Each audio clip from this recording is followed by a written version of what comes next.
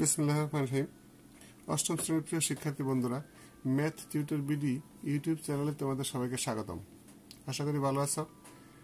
আজ আমরা আলোচনা করব তোমাদের সাধারণ গণিত বইয়ের পঞ্চম অধ্যায় অর্থাৎ বীজগণিতের ভগ্নাংশ এই অধ্যায়ের উদাহরণ 4 এর সমাধান নিয়ে আলোচনা করব।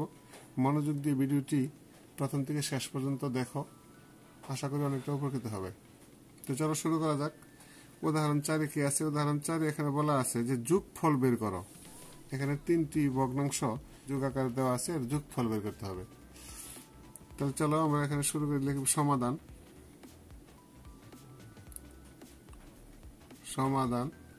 আমাদের কি প্রদত্ত রাশি যেটা দেওয়া আছে সেটা আমরা লিখবো এখানে। তো কি দেওয়া আছে আমার এখানে যে 3a divided by a square plus 3a minus 4 plus 2a divided by a square minus 1 plus a divided by a square plus 5a plus 4। এখন আমরা কি করব? এই হরগুলো লসাগু করব। তাহলে দেখো আমরা বাঙালি নেই, তাহলে কি হয় 3a into divided by, এখানে আমরা যদি মিডল ফ্যাক্টর করি অর্থাৎ যদি উৎপাদক বিশ্লেষণ করি তাহলে কি হয় দেখো এখানে -4। তাহলে যদি আমরা এখানে লিখি এভাবে যে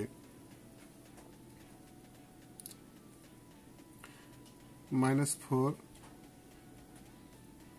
অর্থাৎ আমরা এটাকে এভাবে লিখতে পারি যে a square plus 4a minus a, অর্থাৎ কি 4 একে 4 থেকে যদি 1 যায় তাহলে কি থাকে 3a থাকে, তাহলে -4 প্লাস 2a ডিভাইডেড বাই, এটাকে আমরা লিখতে পারি যে a plus 1 into a minus 1, অর্থাৎ a স্কয়ার মাইনাস b স্কয়ারের formula, plus a divided by, এটাকে দেখো কিভাবে ভাঙা যায়, তাহলে 4 কে যদি আমরা ভাঙাই তাহলে কত হবে? তাহলে একইভাবে কি মাঝখানে কত হইতে হবে 5। তাহলে দেখো আমরা লিখবো এখানে যে a square plus 4a plus a plus 4, অর্থাৎ 4 একে 5 আর 4 একে 4। আশা করি বুঝতে পেরেছো। তাহলে এবার দেখো 3a বাই, আমরা এখানে কত লিখতে পারি? এখান থেকে কমন নিতে পারি, তাহলে একটা a যদি কমন নেই তাহলে কি থাকে আমার a প্লাস 4 মাইনাস 1 কমন নিলে a প্লাস 4। লক্ষ্য করো বন্ধুরা। এবার দেখো 2a divided by a plus 1 into a minus 1 plus a divided by, এখান থেকে যদি আমরা a কমন নিই তাহলে কি থাকে a প্লাস 4 প্লাস 1 কমন নিলে a প্লাস 4। তাহলে এখানে আমরা কি পাইলাম? লক্ষ্য করো যে 3a ডিভাইডেড বাই, এটাকে যদি আমরা লিখি তাহলে আমরা পাইলাম a plus 4 into a minus 1 plus 2a by a plus 1 into a minus 1 plus a by a plus 1 into a plus 4। লক্ষ্য করো। এবার আমরা কি করব? এখানে লসাগু লিখবো। দেখো কি হয় লসাগু। আমরা যদি একটা দাগ দিয়ে লিখি নিচে লসাগু, তাহলে কি আছে আমার এখানে a প্লাস 1 আছে, a প্লাস 1 আছে এখানে, তারপরে a minus 1, a minus 1, a plus 4, তাহলে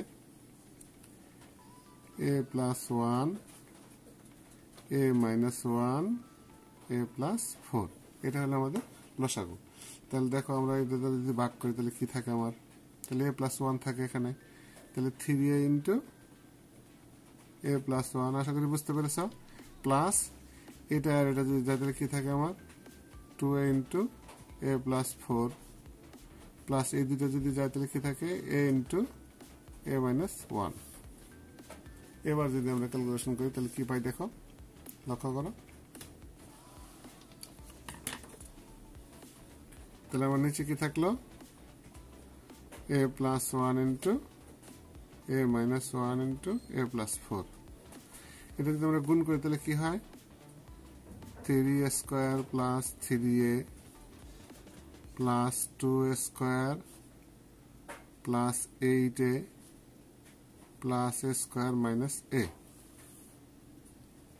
এখন লক্ষ্য করো এখানে আমরা কি করতে পারি, এই দুইটা সমান আমরা কি লিখতে পারি, a square minus 1 into a plus 4। এখান থেকে আমরা দেখো কি করতে পারি, এখানে আমাদের কয়টা স্কয়ার আছে, 3a স্কয়ার, 2a স্কয়ার, তাহলে 5a স্কয়ার আর একটা স্কয়ার, তাহলে 6a square, 6a square, 3a আর 8a কত হলো 11a, তাহলে মাইনাস a, তাহলে প্লাসের কত হলো 10a। তো বন্ধুরা আশা করি বুঝতে পেরেছ। তাহলে দেখো এখান থেকে যদি আমরা